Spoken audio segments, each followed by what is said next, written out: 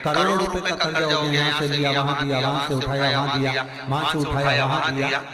तो निवेदन में कभी मौका लगे कर्जा मुक्ति के लिए सारे वृक्षों में अगर कोई श्रेष्ठ वृक्ष माना गया है तो वो बट का वृक्ष माना गया महाराज। इसलिए प्रशासनिक कार्य के लिए, मानसिक टेंशन में, परेशानियों में बटकेश्वर महादेव का स्मरण किया जाए।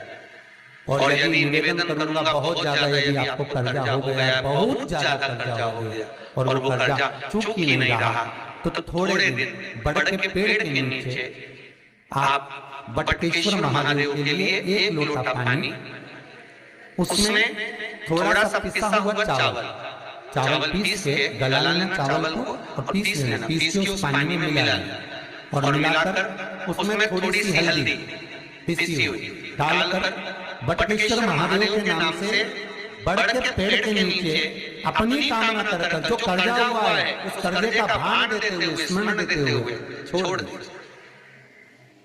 महाराज 2 या 3 सोमवार एक जगह पर करना, 3 सोमवार बाद वहीं से बड़ के पेड़ की थोड़ी सी जड़ उठा लाना और उस जड़ को एक कोई धागे में बांधकर या तो अपने गले में डाल लो या अपनी जेब में पटक लो, उसको थोड़े दिन पटक कर रखना, लगभग 2 से 3 महीना पटक कर रखो। वो जड़ जैसे बढ़ता पेड़ विस्तार होता है, पानी गिरे ना गिरे, जल वृष्टि हो ना हो, गर्मी पड़े ना पड़े, उसको कोई फर्क नहीं पड़ता। बढ़ता वृक्ष आप रूप फैलता जाता है, उसकी जड़ें अपने आप प्रबल होती है। उसी तरह ये बटकेश्वर महादेव कहीं से भी अगर जड़ आपके पास में रखी है 1 महीना, 2 महीना, 3 महीना तक, तो ये जड़ अपने आप लक्ष्मी को पकड़कर खींच कर लाती है और कर्जे से मुक्त कर देती है। बटकेश्वर महादेव का स्मरण सुख का लेना महाराज। ऐसा कोई कार्य नहीं जिसमें पशुपति व्रत लाख ना करे, बस दिल से अगर आपने पशुपति व्रत करा है, बाबा विश्वनाथ के 5 पशुपति व्रत होते हैं, किसी भी सोमवार से चालू कर सकते हैं। बस करना क्या है, सुबह पूजन की थाली लगाकर लेकर जाना है, शंकर भगवान के शिवलिंग की पूजन करना है मंदिर में, अभिषेक पूजन करो, वो थाली वापिस लेकर आ जाओ, घर में रख दो। उसी थाली में शाम के समय प्रदोष काल में सूर्य डूब रहा हो, उसके कुछ ही समय के बाद आप आनंद में 6 दिए घर से लेकर जाओ, थोड़ा सा मीठा बनाकर लेकर जाओ और 5 दिए शंकर जी के मंदिर में लगाओ। पूजन करने के बाद में मीठे के 3 हिस्से कर दो, 2 हिस्से बाबा के मंदिर में अलग अलग रखिए, एक ही प्लेट में 2 हिस्से नहीं रखना, दोनों हिस्सों को अलग अलग कटोरी में, अलग अलग दोने में, अलग अलग प्लेट में बाबा को रख दो और एक हिस्सा एक दिया लेकर आ जाइए। घर के दरवाजे में प्रवेश करते समय राइट भाग में एक दिया घी का लगा दीजिए, लेकर आए होंगे, उसको जला के नहीं लाना, वहीं पर जलाना। दरवाजे के पास आराम से बैठो, दिया जलाओ और प्रसाद लेकर अपनी कामना कर घर के अंदर सीधा पांव रखकर अंदर चले जाओ। सुबह फरियाद करो, शाम को भोजन करो। जब भोजन करो उस समय पर जो मीठे का आपने भोग लगाया था भोलेनाथ जी को, जिसका एक हिस्सा लेकर आए हो, सबसे पहले भोजन में वो हिस्सा था। प्रसाद का जो हिस्सा लेकर आए उसमें से किसी को वो हिस्से में प्रसाद नहीं देना, चाहे घर में बच्चे हों चाहे बड़े। आपको ज्यादा प्रसाद ले जाना तो अलग से ले, पर उस हिस्से में से किसी को प्रसाद ना देना। और वो प्रसाद पहले पाकर फिर आप भोजन प्रसाद ग्रहण करें। पर इसका नियम ये है कि प्रसाद जब आप लेकर आते हैं, आपको पहले भी कथा में कहा कि शंकर का प्रसाद रात भर नहीं रखा था।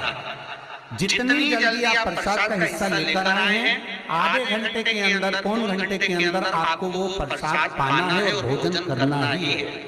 ये नहीं कि सब आएंगे, इंतजार कर रहे हो, 10 बज गए, 11 बज गए, प्रसाद आपका इंतजार कर रहा है। जो प्रसाद है वो आपकी प्रतीक्षा कर रहा है, आपकी बात जो रहा, आपका इंतजार कर रहा है।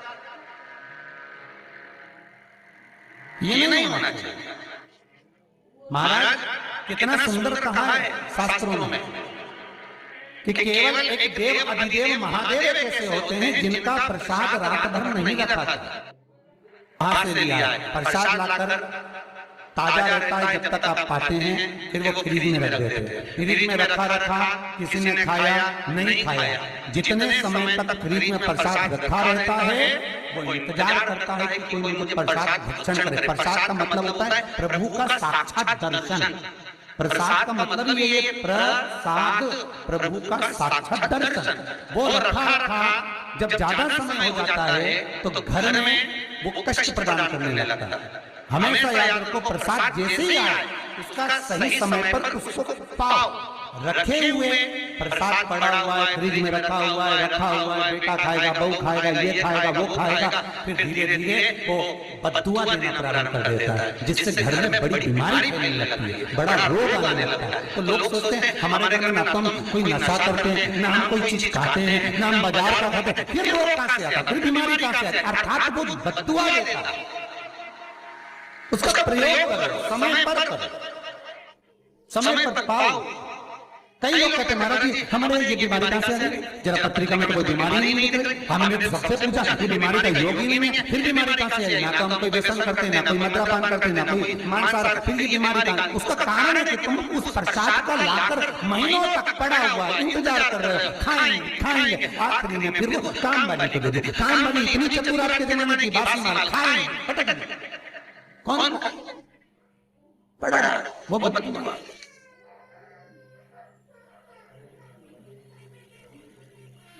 जितना आपको पाना है, जितना आपको लेना है, उतना प्रयोग। ज्यादा रखकर बहुत दिनों तक पड़ा है, खोर रखिए, मोहनथाल रखा है, लड्डू रखा है, पेड़ा रखा है, कुछ सामान रखा नहीं है भाई, जितना बने उतना लाओ, नहीं तो किसी को तुरंत बांट दो, समापन करो। पर अपने यहाँ पर बहुत दिन तक रखकर उसका बाबा स्वयं, मेरा श्री जी बाबा, मेरे तिरुपति बाबा, मेरा गोवर्धन नाथ, मेरा भोलेनाथ, उस प्रसाद के रूप में तुम्हारे घर में कितने दिन इंतजार करे कि मैं तेरे भीतर प्रवेश करूं, पर तू कराए बड़ा है, रखा रहने दो, मन नहीं करता।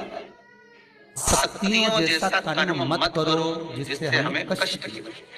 कई लोग कहते हैं हमने पशुपति व्रत करा, हमारा बहुत काम हुआ, कई लोग कहते हैं हमने करा पर हमको अभी तक। उसका कारण है कि तुम बहुत देर तक प्रसाद को इंतजार करा रहे हो, तो बाबा भी आपको इंतजार करा रहा है, मेरा विश्वनाथ भी इंतजार कर रहा है। उस समय अवधि का भान होना चाहिए। निगाह की दुर्घटना घटी, बस ध्यान रखो। हम कहते हैं, हम पूजन करते हैं, हम पाठ करते हैं, हम अर्चना करते हैं, हम अनुष्ठान करते हैं, हम भगवान की सेवा करते हैं, फिर दुख हमको ही क्यों आता है? उसका कारण केवल इतना था कि दुख हम खुद बुलाते हैं, दूसरा नहीं। हम स्वतः पशुपति व्रत 5 व्रत करो। 5 व्रत पूर्ण होने पर कई माताएं कहती है कि बीच में हमारे व्रत छूट जाते हैं रजस्वला धर्म के समय पर, तो व्रत तो करना पड़ेगा पर पूजन नहीं होगी और वो गिनती में भी नहीं आएगा। पर व्रत करना है पर गिनती में नहीं आएगा। पूजन भले मत करो, 7 दिन बाद आप जो व्रत करें वो अपने ऊपर है, पर गिनती में नहीं आएगा। व्रत करना पड़ेगा, गिनती में तब आएगा जब दरवाजे पर आप दिया लगाएंगे, जितने दिए आपने लगाए उसी गिनती में आएगा। और महाराज 5 व्रत जब पूर्ण हो जाए, 5वां व्रत रहे, तब एक नारियल, श्रीफल, उस पर एक मोली नाड़ा लच्छा लपेट कर उस पे 11 रुपए रखकर, कोई आपको किसी को ना भोजन कराना है ना भंडारा करना है, केवल मोली लच्छा लपेट कर 11 रुपए रखकर बाबा विश्वनाथ के सम्मुख में शंकर जी की वो जलाधारी जो गोल है माता जगज्जननी का हस्त कमल, उसी पर रख देना है। विनती कर देना, बाबा मेरी ये कामना से मैंने ये व्रत किया। जो पशुपति व्रत स्कंद पुराण में, लिंग पुराण में, नर्मदा पुराण में, शिव महापुराण में, पद्म पुराण के अंदर वर्णन किया, वो व्रत मैंने किया। बाबा मेरे इस व्रत को स्वीकार करना, मेरी कामना पूर्ण करना। बाबा को झोली पसार कर प्रणाम करो और अपने घर को चले जाओ। बस यही 5 व्रत का विधान। पशुपति व्रत ऐसा कोई काम नहीं जो ना हो, बस दिल से अगर व्रत किया है तो बाबा मनोकामना पूर्ण तो करेंगे।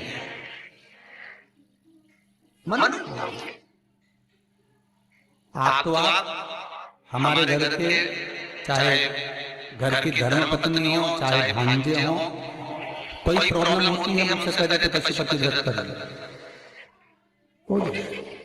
बस पशुपति व्रत में आपका भाव शुद्ध होना चाहिए। निर्मल चित्त निर्मल मन सो मोहि पावा, मोहि छल छिद्र कपट ना भावा। निर्मलता के भाव में भगवान नहीं हो सकता।